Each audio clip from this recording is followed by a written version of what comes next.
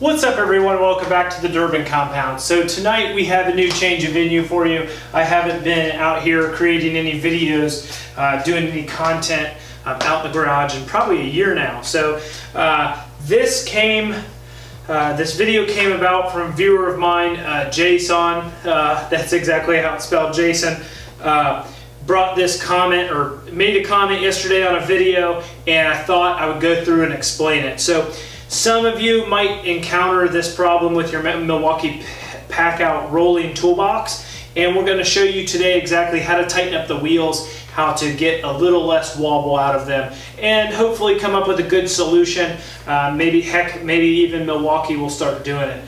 Simple, quick mod. I'm going to show you how to do it. Let's get down to it. Alright guys, I'm going to do my best to explain exactly what I'm talking about here. If you pick the toolbox up, you have a little bit of wobble in your wheel. So you can see just that plastic wheel. Basically, our crippling factor here is that it's on a little post, and it has a little bit of slop in it. So I'm going to show you exactly how to take that out. Alright, here we go, quick down and dirty. There's a shaft that goes down through here that is your axle for these two wheels. So what you want to do is, I made this the easiest possible. I got 2 crescent wrenches. I'm going to put a crescent wrench on the nut over here on this wheel, and we're going to take off this nut. Now if you really wanted to put a socket on it, it's a 9/16 nut. So I've already ran this loose. It has a nylon lock nut on it, so just go ahead and spin it off. Now after you've done that, you can go ahead and take your wheel off. Comes off as easy as that. So I'm going to zoom this in as close as I can to explain exactly how the shaft works and what we're going to do.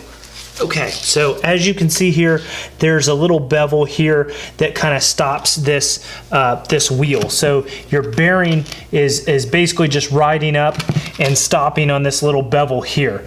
So what you want to do is, I've already tried this once and it didn't work. It basically, when I tightened down this nut, it shoved the wheel up over this ridge. So what I went ahead and did is I grabbed a 3/8 inch zinc coated washer. It slips over here and it's going to basically bottom out on that rounded shank. Now when we put our wheel on, then we're going to use a 5/16 zinc coated washer, and that's going to go to this bevel here. So basically we're going to lock our wheel in between these two washers, and it's going to make it a lot more tighter than it used to be. So let's go ahead and zoom back out. The only reason I put this washer here is because this post will go into the bearing, and the tire will butt right up against this plastic, which you don't want. So 3/8 washer, 5/16 washer, and that's it. Okay, exactly how I just explained it. Gonna go ahead and put our 3/8 washer on. Let's put our wheel back on, and then our 5/16 washer, and then our nylon lock nut. Whoop.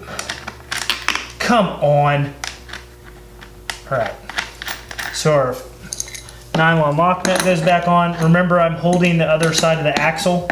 Righty-tighty, lefty-loosey.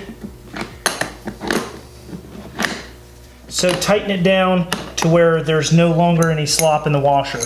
You can kind of tell I'm spinning the washer there. Tighten it up to where it starts to move the bearing, and it's tight. Now we test our slop. Our tire's a little tighter, and it still rolls just fine, but it has no slop in it.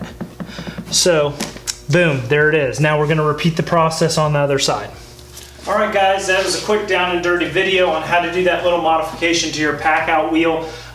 It cost me a total of like 27 cents. So, you know, you just need that 3/8 washer for the inside and a 5/16 washer for the outside. So, quick little simple project. Jayson, thank you for recommending or asking the comment, or asking the question, putting it in the comments. And as always, I hope you guys find value in my content. If you like my video, please give me that thumbs up, and please subscribe if you want to stick around and see more of the channel. As always, we'll see you guys next video.